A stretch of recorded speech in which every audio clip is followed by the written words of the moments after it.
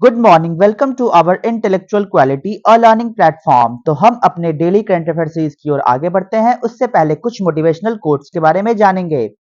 तूफानों से जूझने की जरूरत करने वाली नौका ही सफलता के किनारे पर पहुंचती है।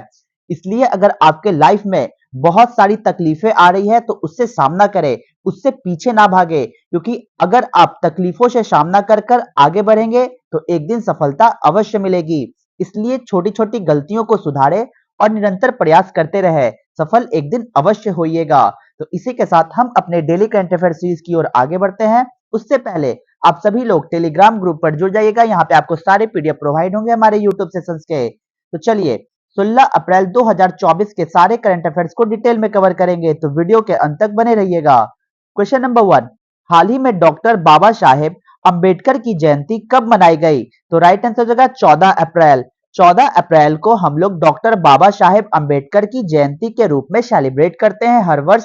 तो 14 अप्रैल को ही हम लोग डॉक्टर बाबा साहेब अंबेडकर की जयंती को सेलिब्रेट किए। तो ये फैक्टर्स को याद रखना होगा। तो चलते हैं इसके डिटेल पॉइंट्स के बारे में। बाबा साहेब डॉक्टर भीमराव अंबेडकर का जन्म 14 अप्रैल 1891 को हुआ था। वे अपने माता पिता की 14वीं और आखिरी संतान थे। डॉक्टर बाबा साहेब अंबेडकर सूबेदार रामजी मालोजी शकलपाल के पुत्र थे। वह ब्रिटिश सेना में सूबेदार का भी कार्य किए थे। बाबा साहेब के पिता संत कबीर के अनुयायी थे और एक शिक्षित व्यक्ति भी थे। तो सबसे इंटरेस्टिंग फैक्ट्स आपको ये याद रखनी होगी कि बाबा साहेब की जन्म 14 अप्रैल 1891 को हुआ था और इसी के साथ उनके माता पिता भी काफी योग्य थे।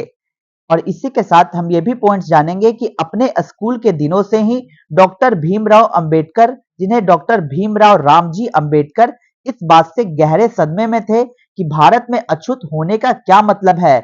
उन्हें बड़ौदा के महामहिम सयाजी राव गायकवाड़ से छात्रवृत्ति मिल रही थी। उन्होंने क्रमशः 1915 और 1916 में कोलंबिया विश्वविद्यालय से एमए और पीएचडी की डिग्री प्राप्त की। इसके बाद आगे की पढ़ाई और कानून की डिग्री के लिए वह लंदन चले गए। 14 अक्टूबर सन 1956 की बात है। उन्होंने नागपुर में एक ऐतिहासिक समारोह में बौद्ध धर्म अपना लिया और 6 दिसंबर 1956 को उनकी मृत्यु हो गई।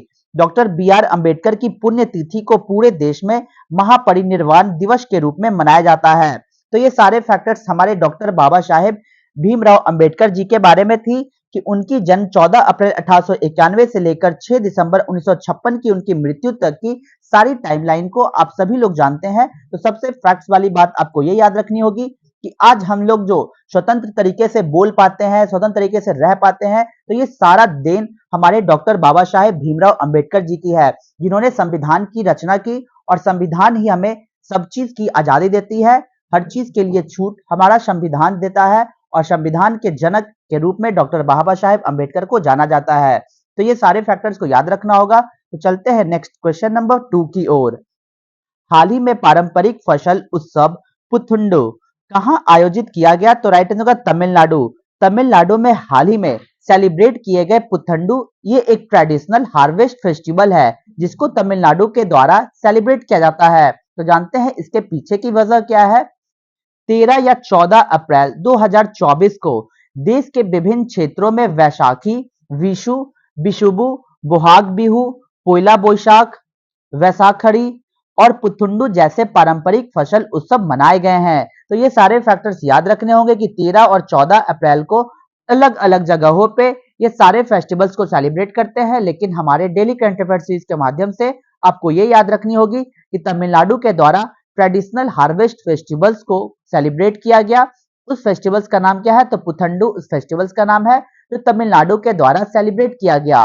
पुथंडू उत्सव तमिलनाडु और श्रीलंका के कुछ हिस्सों में तमिल नव वर्ष के रूप में मनाया जाता है। यह वसंत विषु के साथ मेल खाता है और तमिल महीने चिथिराई के पहले दिन मनाया जाता है, जो ग्रेगोरियन कैलेंडर के अप्रैल महीने में आता है और इस वर्ष यह 14 अप्रैल को मनाया गया। तो सबसे इंटरेस्टिंग फैक्ट्स आपको ये याद रखनी होगी कि ग्रेगोरियन कैलेंडर के अकॉर्डिंग अप्रैल महीने में इसे सेलिब्रेट किया जाता है, जबकि तमिल महीने के चित्राई के पहले दिन इसे मनाया जाता है। यानी कि हर एक कैलेंडर्स के अलग अलग डिवाइड करके इस फेस्टिवल्स को सेलिब्रेट किए जाते हैं। जैसे ग्रेगोरियन कैलेंडर को जो हम लोग यूज करते हैं, जिसमें अप्रैल मंथ के दौरान 14 अप्रैल को तमिलनाडु के द्वारा पुथंडू उत्सव को सेलिब्रेट किया, जबकि तमिलनाडु कैलेंडर के अकॉर्डिंग उनके महीने चिथिराई के पहले दिन ही इस फेस्टिवल्स को मनाया जाता है। तो ये सारे फैक्टर्स को याद रखकर चलना होगा। तो चलते हैं नेक्स्ट क्वेश्चन नंबर 3 की ओर। हाल ही में ब्लू ओरिजिन के अंतरिक्ष पर्यटन मिशन NH-25 के लिए चुने गए पहले भारतीय पायलट कौन है? तो राइट आंसर होगा गोपी थोताकुड़ा। गोपी थोताकुड़ा जी को हाल ही में अपॉइंट किया गया, सिलेक्ट किया गया for blue origin space tourism mission NH-25 के लिए, और इसी के साथ ये पहले भारतीय पायलट बने हैं। तो ये सारे फैक्टर्स को याद रखना होगा। तो इसके डिटेल पॉइंट्स के बारे में चलते हैं। गोपी थोटाकुड़ा ब्लू ओरिजिन के NH-25 मिशन में शामिल होकर एक पर्यटक के रूप में अंतरिक्ष में जाने वाले पहले भारतीय पायलट के रूप में इतिहास को रच दिया है, और इसी के दौरान थोटाकुड़ा को मिशन के लिए 6 चालक दल के सदस्यों में से एक के रूप में चुना गया था, जिससे वह 1984 में भारतीय सेना के विंग कमांडर राकेश शर्मा के बाद अंतरिक्ष में जाने वाले पहले भारतीय अंतरिक्ष पर्यटक और दूसरे भारतीय अंतरिक्ष यात्री बन गए हैं। तो ये फैक्टर्स को याद रखना होगा कि हाल ही में गोपी थोटाकुड़ा को एज अ सिलेक्ट किया गया टूरिस्ट ज्वाइनिंग के पर्पस के रूप में।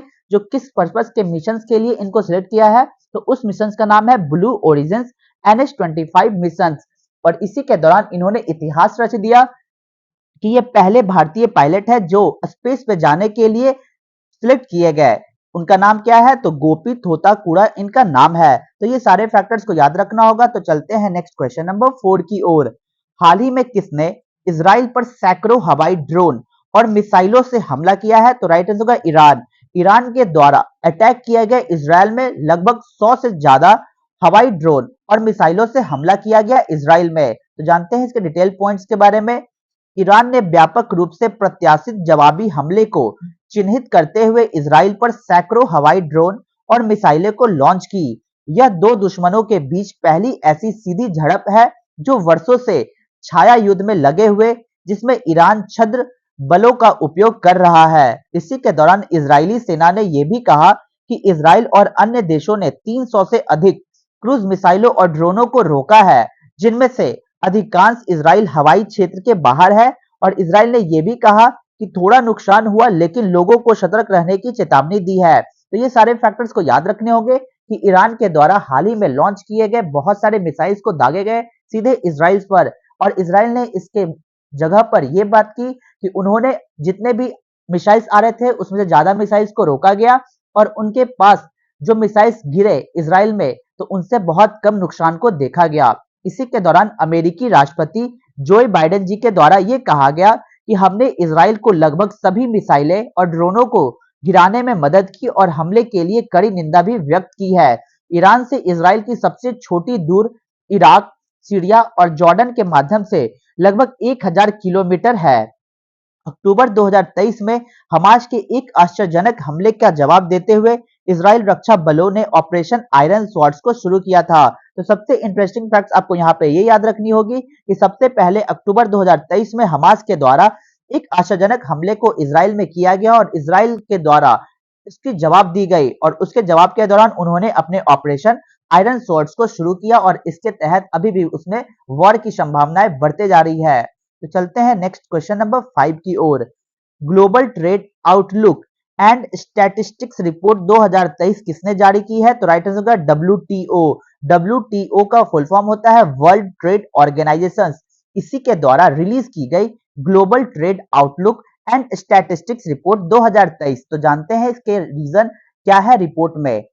विश्व व्यापार संगठन, जिसको हम लोग WTO के नाम से जानते हैं, इसने हालिया वैश्विक व्यापार आउटलुक और सांख्यिकी रिपोर्ट के अनुसार ये बताया कि भारत का डिजिटल रूप से वितरित सेवाएं का निर्यात 2023 में लगभग 257 बिलियन डॉलर तक पहुंचने वाला है, जो पिछले वर्ष की तुलना में 17% की वृद्धि हुई है। तो सबसे इंटरेस्टिंग फैक्ट्स आपको ये याद रखनी होगी कि भारत ने हाल ही में निर्यात 2023 में 257 बिलियन डॉलर तक पहुंचा दिया है, जो पिछले वर्ष की तुलना में ये बताया गया कि ये 17% से ज्यादा देखा गया।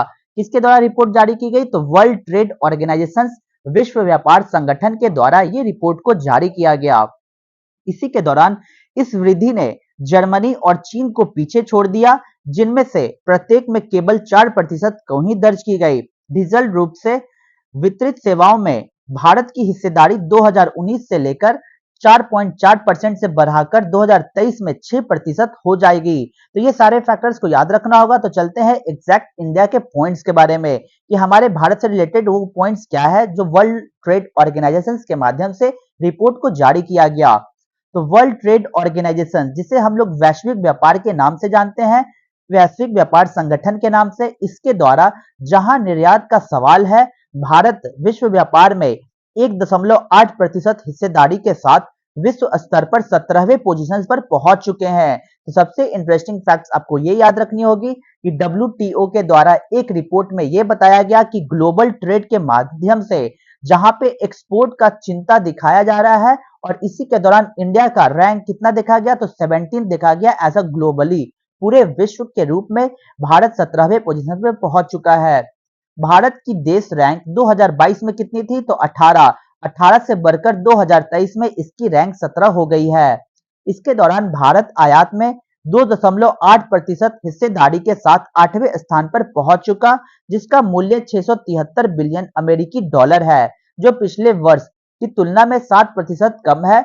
और भारत की रैंकिंग 2022 में 9 से बढ़ाकर 2023 में 8 हो गए। तो ये सारे फैक्टर्स को याद रखना होगा, और साथ ही साथ आपको ये भी फैक्टर्स याद रखने होंगे कि global trade outlook and statistics reports को कौन जारी करता है, तो वर्ल्ड ट्रेड ऑर्गेनाइजेशन संगठन के द्वारा GTONS रिपोर्ट को जारी की जाती है, जिसका फुल फॉर्म है global trade outlook and statistics report. तो चलते हैं नेक्स्ट क्वेश्चन नंबर 6 की ओर। भारतीय सेना किसके साथ संयुक्त सैन्य अभ्यास डस्ट लीग शुरू करेगी, तो राइट आंसर हो जाएगा उज्बेकिस्तान। उज्बेकिस्तान के द्वारा हाल ही में इंडियन आर्मी ने joint military exercise dust league को शुरू किया है उज्बेकिस्तान के साथ। तो जानते हैं इसके डिटेल पॉइंट्स के बारे में। भारत उज्बेकिस्तान संयुक्त सैन्य अभ्यास डस्ट लीग का 5वां संस्करण 15 अप्रैल 2024 को उज्बेकिस्तान के टर्मेज जिले में शुरू होने वाली है, और 14 दिवसीय अभ्यास 15 से 28 अप्रैल 2024 तक आयोजित किया जाएगा।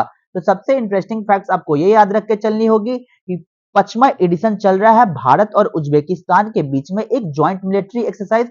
उसका नाम क्या है, तो डस्ट लीग, जो 15 अप्रैल को शुरू हो चुकी है। तो यहाँ पे आपको ये पॉइंट्स को याद रखने होंगे। अगर एग्जाम पॉइंट्स ऑफ व्यू से ये क्वेश्चंस आते हैं कि डस्ट लीग एक्सरसाइज किस किस कंट्री के बीच में होती है, तो आपको राइट आंसर टिक लगाना होगा। इंडिया और उज्बेकिस्तान के मध्य होने वाली ज्वाइंट मिलिट्री एक्सरसाइज का नाम है डस्ट लीग, जो इस वर्ष 15 अप्रैल 2024 को शुरू किया गया। कहां पे, तो उज्बेकिस्तान के जिला टर्मेज में इसको शुरू किया गया। ये 14 दिन की एक्सरसाइज है, जिसको 15 से लेकर 28 अप्रैल 2024 तक कंडक्ट कराया जाएगा।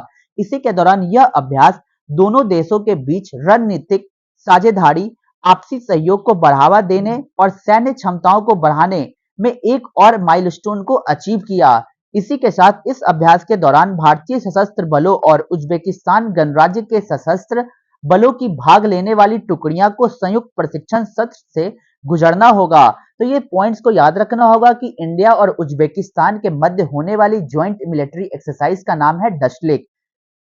इस डस्ट लीग का जो चौथा संस्करण 20 फरवरी 2023 को foreign training node Pithoragarh Uttarakhand में आयोजित किया गया था। देखिए, जो फोर्थ एडिशन 2023 में की गई थी, तो इसका डस्ट लीग का जो चौथा संस्करण था, इसका आयोजन कहां पे किया गया था, तो हमारे भारत उत्तराखंड में। जबकि इस बार जो 5वां एडिशन है इंडिया और उज्बेकिस्तान के मध्य डस्ट लीग एक्सरसाइज, उसका आयोजन उज्बेकिस्तान में ही किया गया।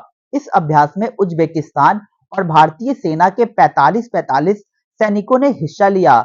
दोनों देशों के बीच इस अभ्यास का पहला संस्करण कब स्टार्ट किया गया था, तो नवंबर 2019। यहाँ पे आपको सारे इंटरेस्टिंग फैक्ट्स कवर होंगे।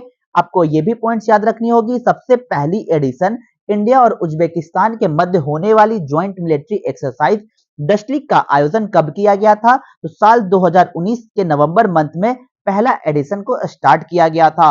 इसी के दौरान आपको ये भी फैक्ट्स याद रखने होंगे कि 1991 में सोवियत संघ के विघटन के बाद उज्बेकिस्तान मध्य एशिया में एक स्वतंत्र राष्ट्र के रूप में उभरा है। तो आपको ये फैक्टर्स याद रखने होंगे कि उज्बेकिस्तान कब इमर्ज होकर एक अपना स्वतंत्र कंट्री बनाया है, तो राइट आंसर होगा 1991 में। पहले ये सोवियत संघ का पार्ट हुआ करता था, यूएसएसआर का पार्ट हुआ करता था, और यूएसएसआर से सेपरेट होने का, जिसे हम लोग सोवियत संघ कहते हैं, तो सोवियत संघ से सेपरेट कब हुआ, तो 1991 को सेपरेट हुआ। और इसी के विघटन के बाद उज्बेकिस्तान ने अपने आप को स्वतंत्र घोषित करके एक स्वतंत्र राष्ट्र का निर्माण किया। तो ये सारे फैक्टर्स को याद रखकर चलना होगा। तो चलते हैं नेक्स्ट क्वेश्चन नंबर 7। हाल ही में अंगारा A5 रॉकेट का सफल प्रक्षेपण किसने किया है, तो राइट आंसर होगा रशिया। रशिया के द्वारा हाल ही में सक्सेसफुली लॉन्च किए गए अंगारा A5 रॉकेट। तो जानते हैं अंगारा A5 रॉकेट को लॉन्च करने के पीछे रशिया की क्या वजह थी। रूस ने 11 अप्रैल 2024 को पहली बार अपने अंगारा A5 अंतरिक्ष रॉकेट का सफल परीक्षण किया और इस प्रक्षेपण परीक्षण सुदूर पूर्व में वोस्तोचन कॉस्मोड्रोम से आयोजित किया गया था। हालांकि यह रूस का तीसरा परीक्षण है जो सफल रहा। तो आपको ये फैक्ट्स को याद रखने होंगे कि रशिया ने हाल ही में अंगारा A5 स्पेस रॉकेट को सक्सेसफुली लॉन्च किया और ये पहली बार ऐसा हुआ कि 11 अप्रैल 2024 को अंगारा A5 रॉकेट को सक्सेसफुली टेस्ट किए गए रशिया के द्वारा। इसके पहले इन्होंने तीसरा परीक्षण को भी सफल कर चुके थे। रूस की अंतरिक्ष एजेंसी जिसका नाम है रोसकोसमोस ने कहा कि रॉकेट लॉन्च करने वाले मिशन नियंत्रण के अनुसार रॉकेट अंतरिक्ष में विस्फोट के कुछ ही मिनटों के भीतर 25,000 किलोमीटर प्रति घंटे से अधिक की ऊंचाई तक पहुंच गया था। तो सबसे इंटरेस्टिंग फैक्ट्स ये याद रखनी होगी कि रशिया के द्वारा अंगारा A5 स्पेस रॉकेट को सक्सेसफुली टेस्ट किया गया। तो ये सारे फैक्टर्स को याद रखने होंगे। अगर एग्जाम्स में ये भी आते हैं कि जिस तरीके से हमारा भारत का एक स्पेस एजेंसी है जिसे हम लोग इसरो के नाम से जानते हैं, उसी तरीके से रशिया का भी एक स्पेस एजेंसी है जिसका नाम है रोस्कोमोस। तो ये पॉइंट्स को याद रखने होंगे कि रोस्कोसमोस किस स्पेस एजेंसी है, किस कंट्री की, तो रशिया की है। तो इसके डिटेल फैक्टर्स की ओर चलते हैं। अंगारा रॉकेट जो 54.5 मीटर लंबा है, 3 चरणों वाला रॉकेट है। इसका वजन लगभग 773 टन है, जबकि जिसमें से लगभग 24.5 टन अंतरिक्ष में ले जाया जा सकता है।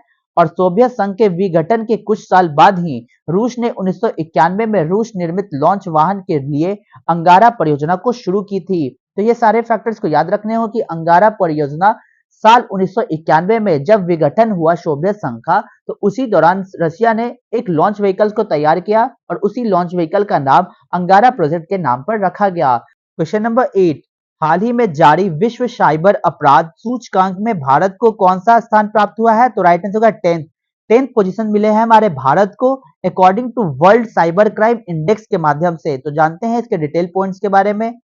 हाल ही में PLOS 1 जनरल में प्रकाशित और ऑक्सफोर्ड विश्वविद्यालय के नेतृत्व में तैयार विश्व साइबर अपराध सूचकांक के अनुसार साइबर अपराध के संबंध में रूस और यूक्रेन को क्रमशः पहला और दूसरा स्थान दिया गया, और जबकि चीन और संयुक्त राज्य अमेरिका क्रमशः तीसरे और चौथे स्थान पर है। इसके बाद क्रमशः नाइजीरिया, रोमानिया, उत्तर कोरिया, ब्रिटेन और ब्राजील का स्थान रहा, और भारत ने विशेष रूप से प्रभाव, व्यावसायिकता और तकनीकी कौशल में अच्छा स्कोर करते हुए 10वां स्थान हासिल किया है। तो आपको ये फैक्ट्स को याद रखने होंगे कि वर्ल्ड साइबर क्राइम इंडेक्स हाल ही में जारी किए गए, किसके द्वारा जारी किए गए, तो PLOS 1 जनरल में इसको जारी किया गया under the leadership of Oxford university. Oxford university के नेतृत्व में जारी की गई वर्ल्ड साइबर क्राइम इंडेक्स।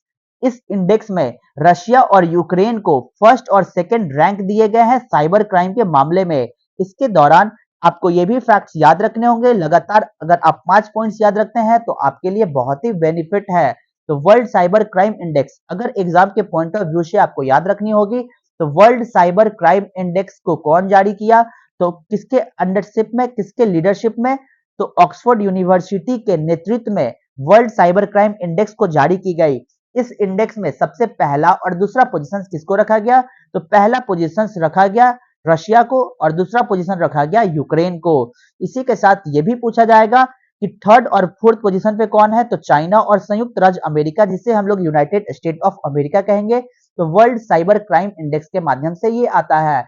लेकिन हमारे इंडिया के मामले में अगर ये पूछा जाएगा कि इंडिया की rank world cyber crime index में कितनी है, तो राइट आंसर हो जाएगा 10th, 10वां पोजीशन से हमारे भारत में जो साइबर क्राइम से रिलेटेड संबंधित रखती है। तो इसके और भी डिटेल पॉइंट्स के बारे में जानेंगे कि वर्ल्ड साइबर क्राइम इंडेक्स क्या है।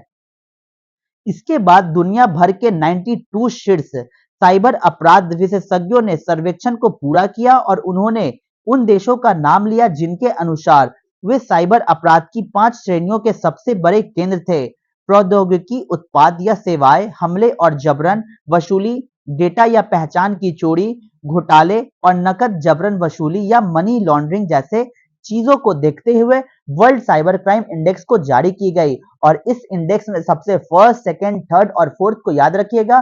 फर्स्ट है रशिया, सेकंड यूक्रेन, थर्ड आपका हो जाएगा चाइना और फोर्थ आपका हो जाएगा यूनाइटेड स्टेट ऑफ अमेरिका। लेकिन अगर हमारी इंडिया की बात की जाए तो वर्ल्ड साइबर क्राइम इंडेक्स के माध्यम से हमारा इंडिया 10th पोजीशन पर है। तो ये सारे फैक्टर्स को यहाँ तक याद रखना होगा। सारे करंट अफेयर्स हमारे खत्म होते हैं, तो चलते हैं अपने रिवीजन बैच की ओर। 15 अप्रैल 2024 के सारे करंट अफेयर्स को रिवीजन मोड में कवर करेंगे। क्वेश्चन नंबर 1, हाल ही में उत्तर प्रदेश का पहला ग्लास स्काई वॉक चित्रकूट में शुरू किया गया। क्वेश्चन नंबर 2, हाल ही में ऑनलाइन आधार एटीएम सेवा किसने लॉन्च की? तो इंडियन पोस्ट पेमेंट बैंक के द्वारा लॉन्च की गई। क्वेश्चन नंबर 3, हाल ही में यूएसए के सर्वश्रेष्ठ वैज्ञानिक पोस्टर पुरस्कार 2024 से डॉक्टर अग्रवाल आई हॉस्पिटल को सम्मानित किया गया।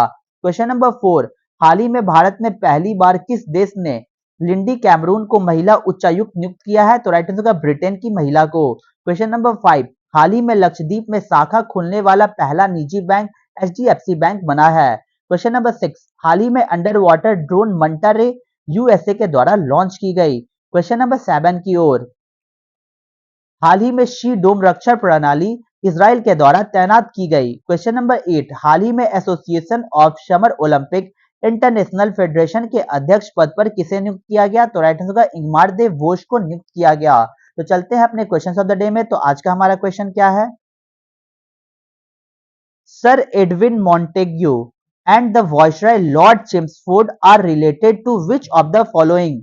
सर एडविन मोंटागू और वायसराय लॉर्ड चेम्सफोर्ड निम्नलिखित में से किससे संबंधित रखते हैं? तो गवर्नमेंट ऑफ इंडिया एक्ट 1858 या government of India act 1909, government of India act 1919 या गवर्नमेंट ऑफ इंडिया एक्ट 1935? तो आपको आंसर कमेंट बॉक्स में देना होगा। तो यहां तक वीडियो को देखने के लिए thank you so much guys. Video को ज्यादा से ज्यादा हो सके तो लाइक, शेयर और सब्सक्राइब करें ताकि और भी कंटेंट आपके पास पहुंच जाए। जय हिंद, जय भारत दोस्तों।